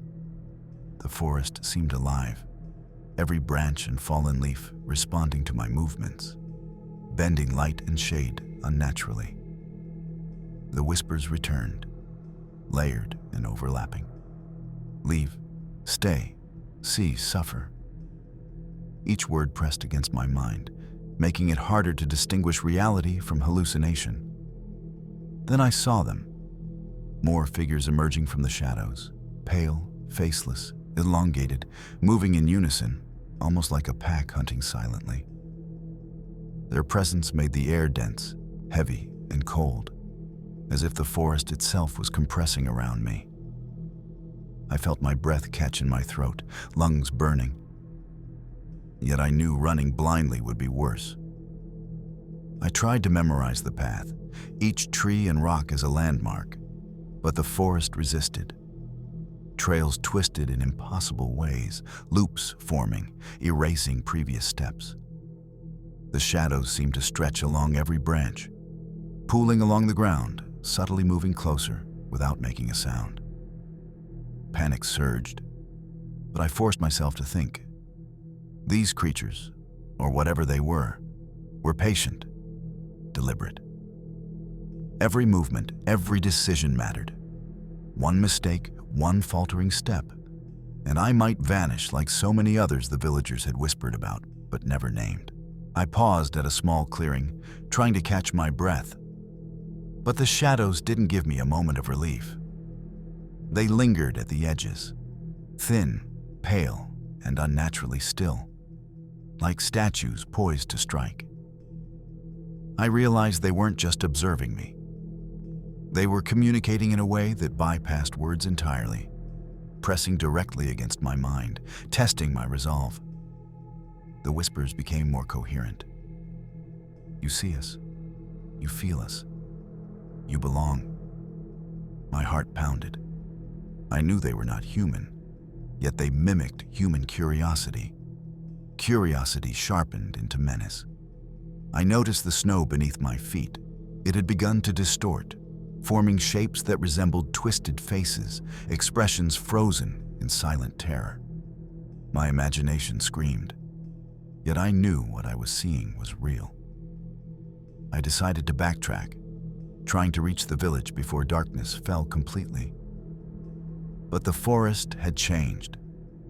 Trails that should have led to familiar landmarks now twisted, doubled back, and led deeper into the unknown.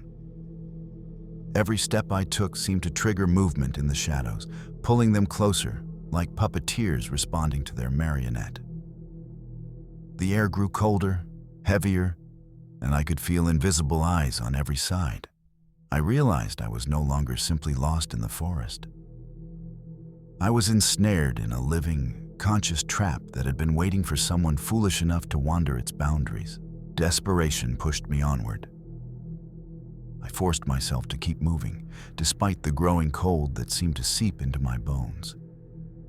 The shadows flickered at the edge of my vision, never fully visible, always just out of reach. I realized that running blindly would only lead me in circles. So I tried to memorize each bend, each tree, each frozen boulder. A faint glimmer appeared through the trees. A hint of lamplight from the village. Relief surged, but I couldn't let it lower my guard. The whispers were now directly in my ears. Closer, closer.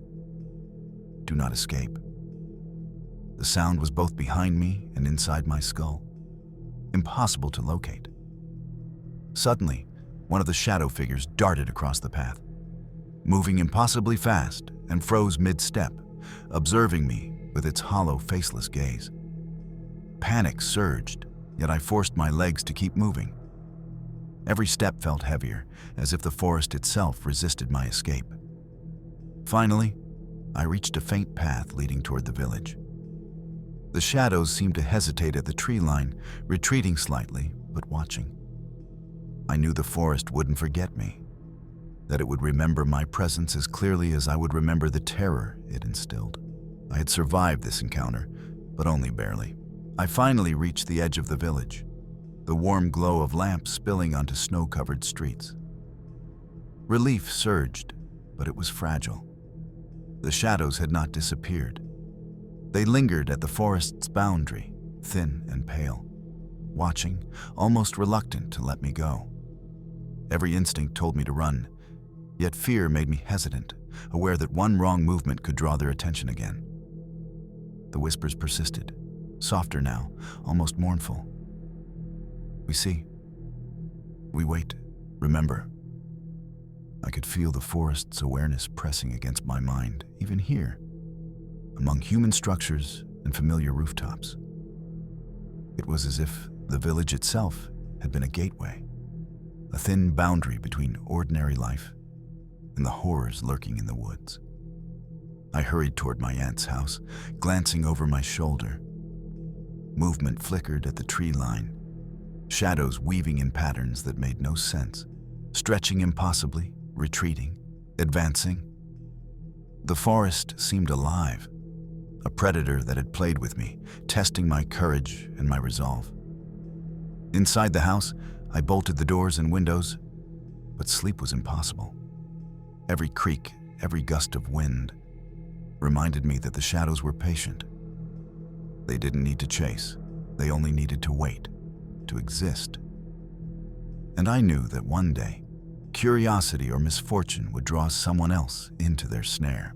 The next day, I tried to leave, insisting that morning sunlight would offer safety. Yet even as I packed my bag, I could feel their presence, subtle but undeniable, lingering in the corners of the room and beyond the windows. The forest's awareness extended farther than I had imagined. I took a last glance at the tree line. Shadows shifted and flickered, barely visible, yet unmistakable. They had been patient watchers the whole time, observing, learning, marking me in ways I could not see. Every instinct screamed that they would never truly leave me alone. As I drove away, the village shrinking in my rearview mirror, I felt a strange pressure at the edges of my mind, an awareness that they had followed me in spirit, if not physically. I couldn't escape entirely. The shadows of Saguenay village existed beyond the forest. They existed in memory, in fear, in the lingering doubt of anyone who had crossed their path. I knew that someday, someone else would wander into those woods, curious and unaware.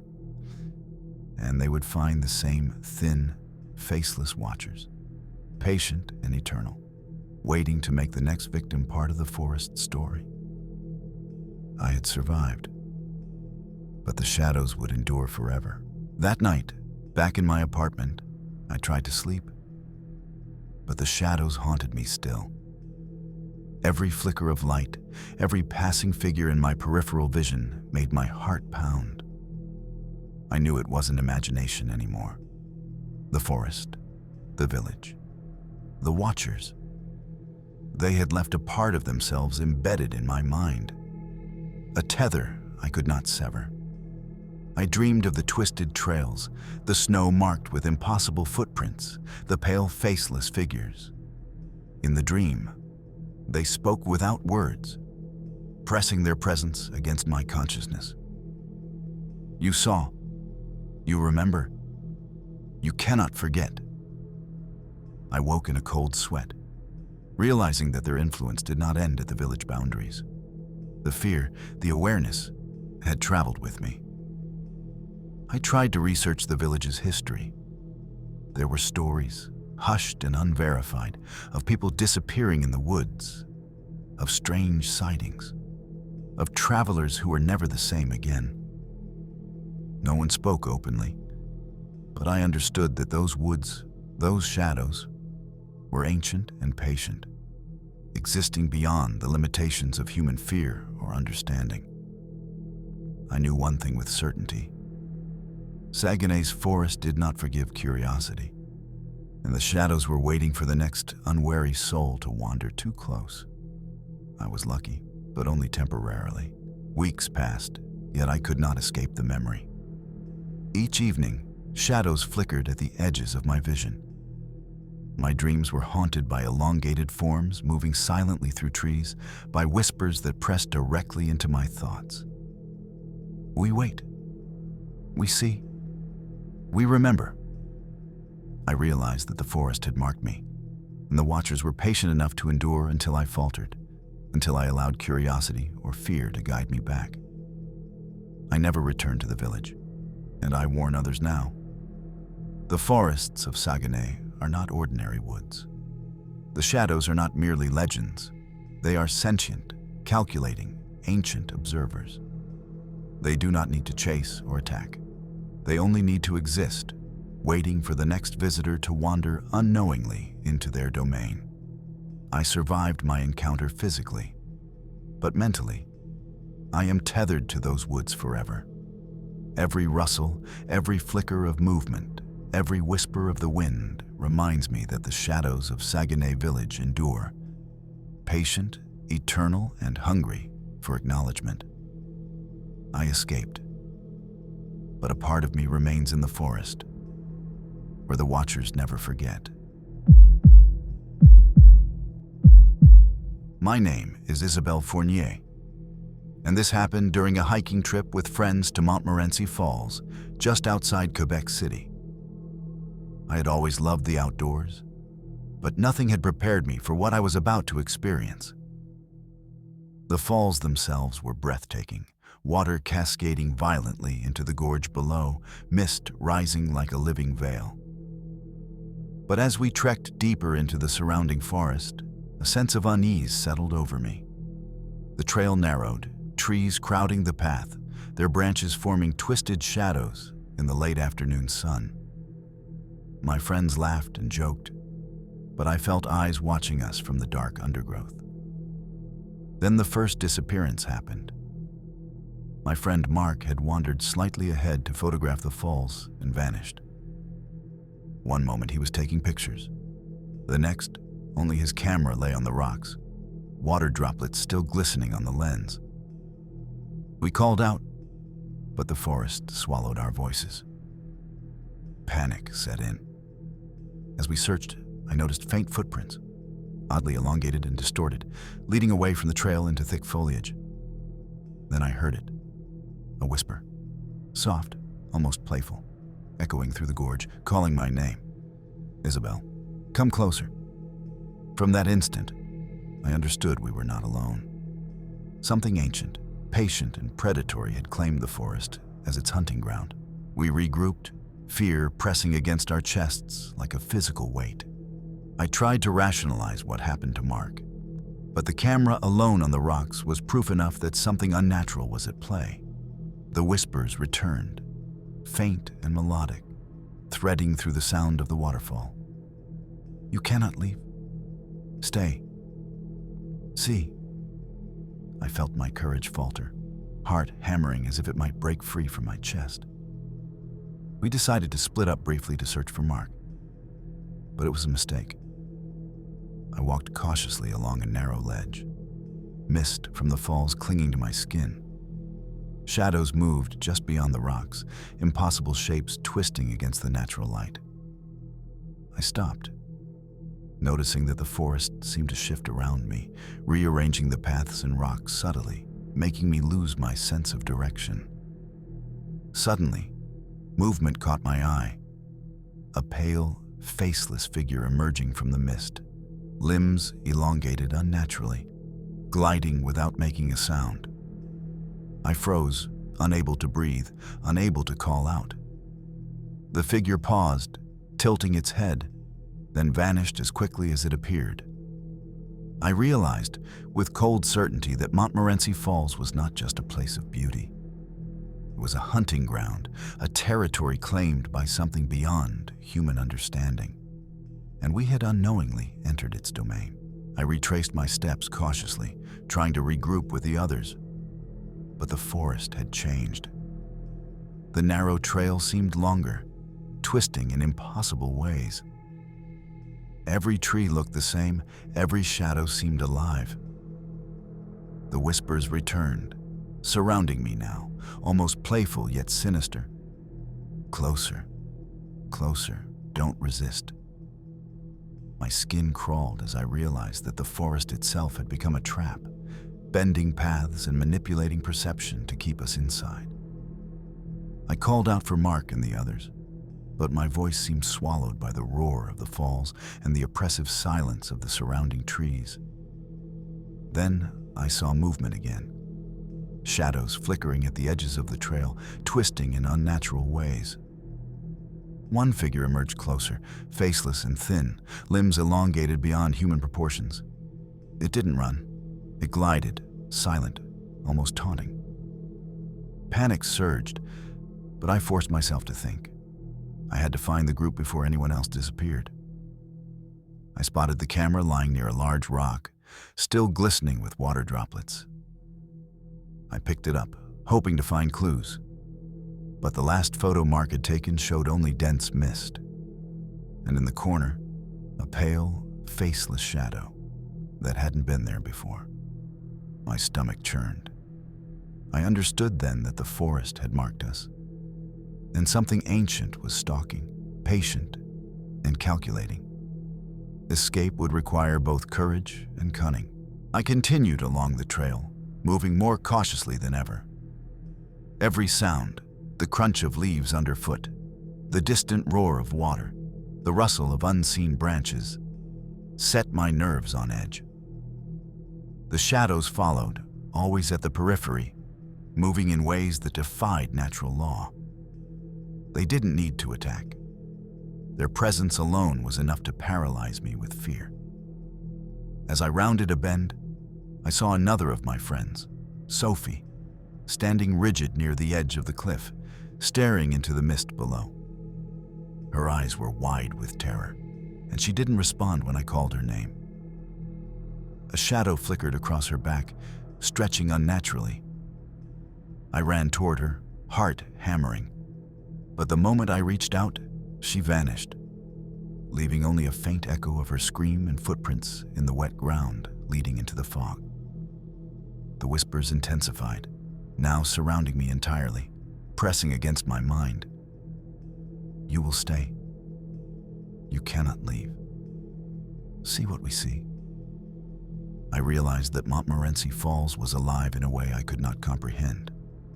The shadows were patient, calculating, and now they had claimed two of my friends. I backed away, forcing myself to remember the path back. But the forest seemed to twist, erase, and reshape itself. Every instinct screamed. Survival depended on outthinking whatever haunted this place. I forced myself to move cautiously along the trail, flashlight cutting through the mist as evening approached. The roar of Montmorency Falls echoed like a heartbeat, masking the whispers that pressed directly into my mind. Closer. Stay. Join us. My fingers trembled on the camera I had retrieved from Mark's spot, hoping for clues, anything to understand what was happening. The shadows flickered at the edges of the trail, moving with a patience that was terrifying. I noticed their forms, thin, elongated, faceless, sliding across rocks, clinging to trees, impossible limbs bending in ways no human could. Every instinct screamed at me to run, but I knew running blindly could make me another disappearance. I rounded a bend and came to a small clearing. The ground was littered with remnants of previous victims. Discarded jackets, half-broken backpacks, footprints frozen in wet mud, and more pale, distorted shadows lingering at the tree line. I realized the forest had been feeding on curiosity, on human attention, for decades. Every visitor left a mark, and the shadows collected it patiently, waiting for the next intruder to stumble into their hunting grounds. I could hear Sophie and Mark in my mind, their fear amplified, their presence lingering in the mist. Survival required careful observation and courage. One misstep, and I would vanish like the others. Desperation pushed me onward. I kept my flashlight low, trying not to draw attention. But the shadows moved, as if aware of my every action. They weren't chasing me. They didn't need to. The forest itself seemed alive, reshaping paths, twisting familiar trails into mazes designed to disorient and trap. I spotted a faint trail of prints, deeper and darker than the others, leading toward a narrow gorge beside the falls. The whispers pressed into my mind. Follow. Follow. You belong. My pulse quickened, but I forced myself to think clearly. Each step had to be calculated, each movement deliberate. The forest was patient. I had to be smarter than it. Suddenly, one of the shadow figures emerged directly on the path ahead. Limbs bent at impossible angles, it tilted its head toward me, faceless and silent. I froze, recalling that moving recklessly had cost Sophie her presence. The figure glided closer, then paused, as if studying my resolve. I took a deep breath, edging around it slowly, careful not to provoke it. The shadows hesitated but did not retreat. I realized then that survival required more than speed. It required understanding, restraint, and an awareness that every movement was being watched, analyzed, recorded. The forest and its shadows were patient hunters, and I had barely survived this encounter. I reached the edge of the gorge just as darkness began to swallow the forest. The falls thundered beside me, a deafening curtain of water that vibrated through my bones. Mist soaked my clothes, and every breath felt heavy, as if the air itself resisted being inhaled. I finally understood why no one ever heard screams here. The waterfall erased them completely. That's when I saw the truth carved into the rock face. Symbols etched deep into stone, old and deliberate. Partially eroded, but still visible. This place had been marked long before tourists arrived. The shadows weren't random. They were guardians, or perhaps collectors, bound to this land by something ancient. Behind me, the forest shifted again. I sensed Sophie and Mark close, too close. Their voices echoed not from the woods, but from inside my head now, calm and empty. They begged me to stay, to stop fighting, to let go. I felt an overwhelming pull toward the edge, as if the gorge itself was breathing me in. I dropped the camera over the cliff, watching it vanish into the roaring white below. The whispers turned furious. The shadows recoiled, as though I had broken a rule. In that moment, I ran. Not blindly, but with purpose, using the chaos I had created. I don't remember how long I ran. Time lost all meaning in that forest. When I finally collapsed onto a paved lookout path, dawn was creeping across the sky, soft and unreal. The shadows stopped at the tree line, watching silently as if bound by an invisible barrier. For the first time, they did not follow. Authorities later told me Sophie and Mark were never found.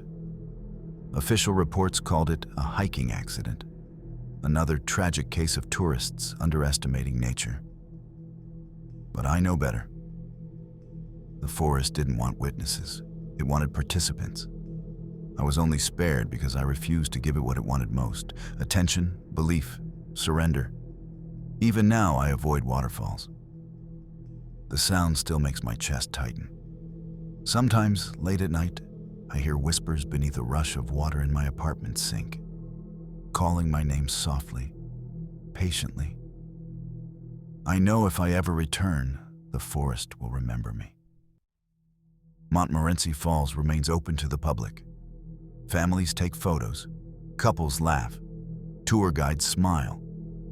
But when the mist thickens and the crowds thin, shadows still move where they shouldn't. And every year, someone new disappears, quietly, completely, without leaving so much as a scream behind. Weeks passed after my escape. But the experience never truly ended. I tried to return to a normal routine, convincing myself that distance would dull the memories. Instead, they sharpened.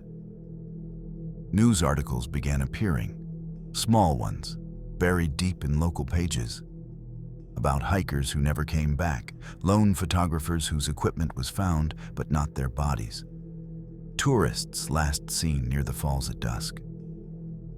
Each story mirrored my own experience too closely to be coincidence. What disturbed me most was how familiar their names felt, as if I had already heard them whispered in the forest. At night, my dreams took me back to the gorge. I stood at the edge again, staring into the white roar, watching shapes move beneath the mist. Sometimes I saw Sophie's outline, sometimes Mark's, but their faces were always wrong, stretched, hollow, unfinished. I began researching old records, journals, and indigenous folklore tied to the region. There were vague references to watchers of the water, entities that fed on attention and curiosity, growing stronger with every generation that forgot their warnings. Modern tourism had turned reverence into spectacle, and the forest had adapted. The worst realization came quietly. The shadows weren't bound to Montmorency alone. They were learning, expanding. And once something learns how to hunt, it never stops improving. I'm telling this story now because silence is dangerous. The forest thrives on it. Every ignored disappearance, every rational explanation, every laugh from a tour guide feeds the lie that nothing is wrong. But something is very wrong. Last winter, I received an unmarked envelope. Inside was a printed photograph. No return address, no message. It showed Montmorency Falls in heavy fog, taken from the exact spot where I had dropped the camera. At the bottom corner of the image, barely visible, stood 3 shadows. One of them was shaped like me. I moved cities the next day. Still, water follows me. In the sound of rain hitting glass, in the hum of pipes at night, in the low roar that creeps into my ears when I'm alone. The whispers no longer beg. They wait. If you ever visit Quebec's small towns, remember this. Nature doesn't need to chase you. It only needs you to step a little too close, stay a little too long, or believe you're alone when you're not. Because at Montmorency Falls, and places like it, civilization doesn't end at the tree line. It ends the moment something decides you belong to the forest now. Across Quebec's quiet small towns, one truth becomes impossible to ignore. Terror doesn't announce itself with screams or sirens. It waits patiently in familiar places, hiding behind routine, history, and silence. Each of these stories began with ordinary people living ordinary lives, unaware that something unseen had already noticed them. From forests that remember every footstep, to homes that listen after the lights go out, these towns carry secrets that were never meant to surface. And yet they do. Through disappearances, whispered warnings, and survivors who are never truly free. The scariest part is not what happened, but how easily it could happen again. So the next time you pass through a quiet road, a peaceful village, or a place where help feels just a little too far away, remember this. Some towns don't want to be explored. They want to be fed. Thank you for walking through the darkness with us tonight. Thanks for watching. This was Dark Fears.